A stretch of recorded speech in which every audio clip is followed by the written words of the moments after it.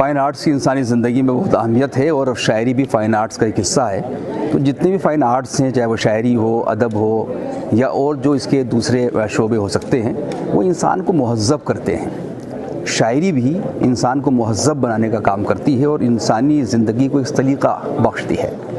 ये समझिए कि शायरी इंसानी शऊर की नोक पलक दुरुस्त करती है। नई नस्ल बहुत तेज़ी के साथ अगर शायरी की तरफ आ रही है, अदब की तरफ आ रही है, तो ये खुशआइंद इसको कहा जा सकता है।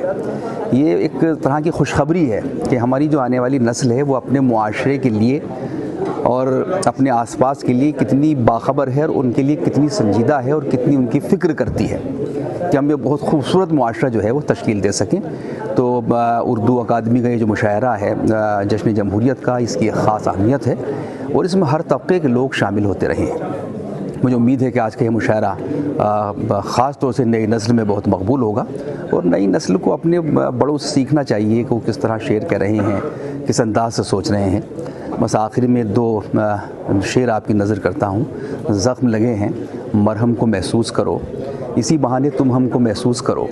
घर के अंदर कब तक जान जलाओगे, बाहर निकलो, मौसम को महसूस करो। बहुत शुक्रिया।